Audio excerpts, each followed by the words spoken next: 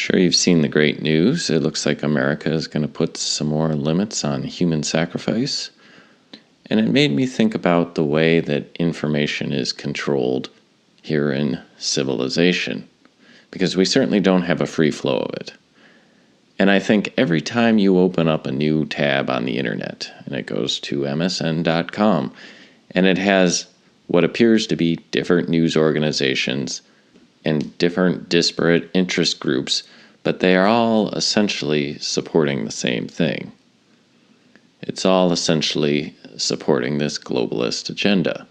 This tends to make the general arc of progressive leftist politics seem the only sensible path, and there's only a handful of outliers that disagree with it, and we just know they're crazy without having to do any investigation. But I don't know if you've seen this, but Elon Musk has come out blasting Soros and dark money groups that are threatening Twitter. And this is a great example of the way that they astroturf narratives. Now, I look at Musk in a similar way that I look at Trump, at least for right now. They're generally shooting in the right direction. They're the best that we got. And I think they're riding high on the attention, and they're feeding off of the supportive right-leaning culture. But that's not necessarily a bad thing. It means that they're listening to the people around them. They're listening to what people actually want, not a bunch of astroturf narratives. And they're helping, and they're putting their money, and they're putting their influence to supporting what essentially is the American Republic in place of a one-world John Lennon imagined Beatles vision of things. Communist utopia, that was the phrase I'm looking for. I know you've seen the Ministry of Truth, or what was called the Disinformation Governance Board, that was formed days after Elon's purchase of Twitter, which is interesting. So you can see the way private companies were doing the bidding of the government. But once that's threatened, they immediately have to form a government board that's completely filled with total wackos. And those, I always wonder about the people that are so ready to give up their freedom for scraps from the ruling class's table. It's like, what do you think you're really going to get that you couldn't get out of a free society?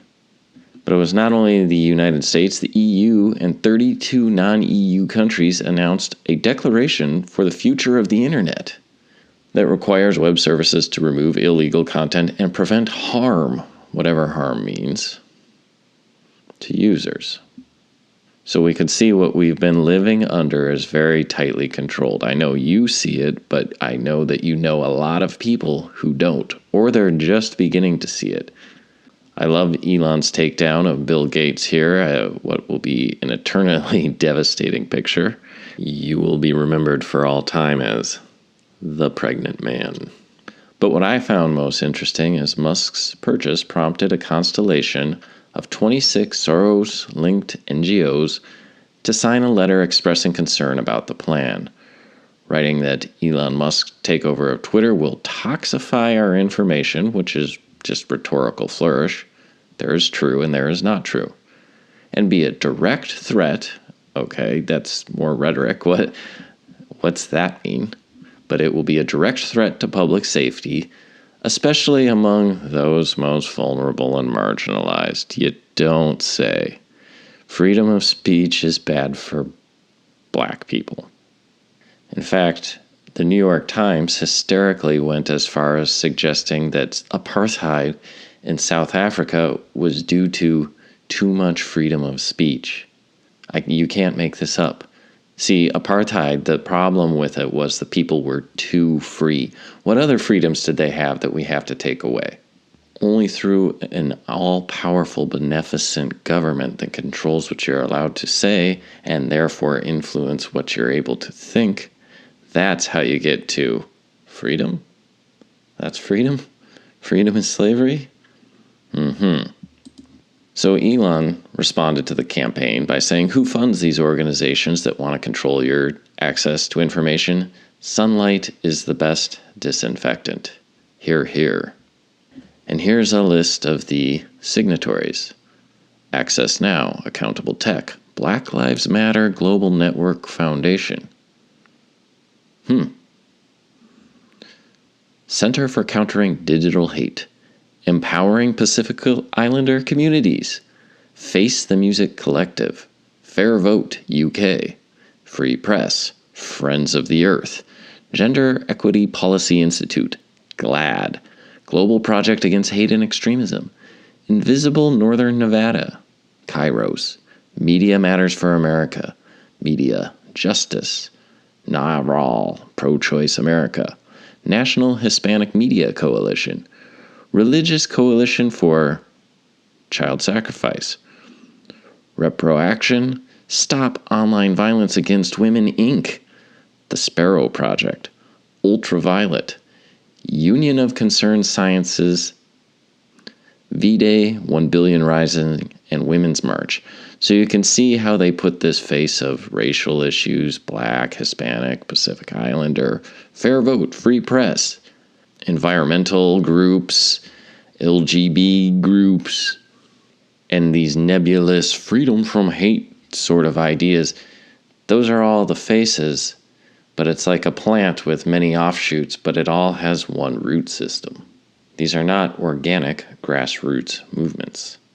So the Daily Mail dug into who's funding all this, and it turns out it comes from dark money groups like George Soros Open Society Foundation, NGOs founded by former Clinton and Obama administration staffers, wealthy Democrat donors and their family foundations, labor unions, and the governments of European nations.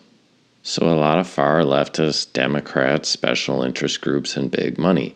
David Axelrod, former senior advisor to Barack Obama, said social media giants are eroding our consensus reality. He literally says that, our consensus reality. That's what they're trying to create. I don't think you were supposed to be so honest there. Social media is used to create a consensus reality, and he says, and pushing our democracy to the brink. We don't have a democracy. It is a constitutional republic. This is why they call it our democracy, because it gets rid of the Constitution and therefore the republic. Just looking at Media Matters, which was founded by David Brock, who Politico described as the Democrats' attack dog, the Clinton enforcer. Oh, I wouldn't want to run into one of those in a dark alley. The Clinton enforcer who raised tens of millions of dollars and created a far-reaching web of outside groups to push her presidential candidacy. So you can see, we've seen this, all these disparate groups, seemingly independent, that all have one root system.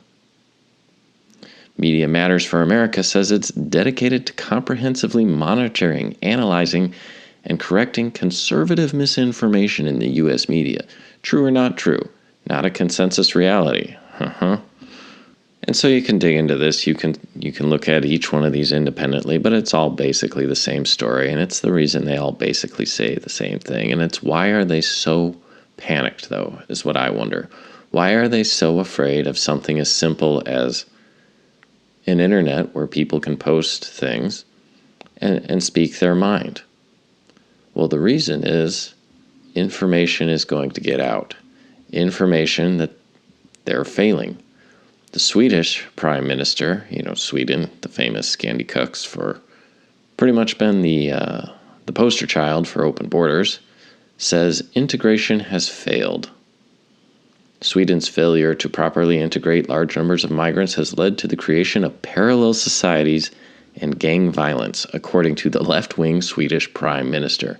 Because if this was out there in that tab when you open msn.com, you would see that the globalist dream, and not you, but the American public at large, would understand that open borders, one world government, this whole globalist utopia is failing badly. In fact, what worked best was independent nations with their own customs and traditions. That you can't just treat human beings like an accountant would treat widgets in a factory. That to get one working class male that shows up on time every day and doesn't steal or destroy company property takes an entire ecosystem. A mother, a father, values, belief systems, all instilled in this person their entire life, that you can't just relocate people wherever you want them. Like Hillary Clinton said, well, these nurses, if we need them in New Mexico, we'll send them there. If we need them upstate, we'll send them there. You were meant to have no roots. And furthermore, it also is harder to dominate people when they have this core, this family unit, this culture and community. You have a strong family, you have a weaker government. You want to look at the experiments that they've done to try and get this sort of thing working. Look at what they've done to the black community. That's the most experimented on community in the world, is the poor American blacks. The introduction of crack cocaine, the welfare payments, the breakup of the family, the denigration of their women, the glorification of violence. This has all been controlled. This is all part of what they've been trying to do, and now they're exporting it to society at large. I'm sad to report it has been a resounding success. But back to a final thought on why they're afraid of free speech. It's because truth has a value all its own. A lot of people, when they analyze this, they go, oh, Elon Musk, I'm super black-pilled because he's up against these very powerful forces. But one thing you have to remember is this is not one false competing narrative with another false competing narrative. It's a consensus reality versus the truth. Truth has a virtue all its own. Once truth is subjective, it's no longer truth. Truth just is and exists outside of any sort of agenda. And truth has a ring to it. You want to talk about inoculations. Once someone is exposed to the truth, it's very hard to get them to go back into nonsense la-la land and get them believing lies. Because when you have freedom, people will see truth, not just different information. Truth is like that light that shines in the darkness and dispels disinformation. Truth doesn't merely compete with the lie, it destroys the lie. And this is why so many tens or hundreds of millions of dollars and tens of thousands of people have to be involved in perpetrating this ever-growing web of lies, because they have to keep adding more and more. They have to keep suppressing harder and harder, because the more outrageous the lie gets, the more people you have to get on board to make it seem like it's reality. Again, that consensus reality. And a consensus reality requires an ever greater and greater input of energy and money just to stay in the same place, just to continue to appear authoritative. Whereas the truth, well, as the great Stoic philosopher Epictetus said, one man with the truth can defeat an army of lies.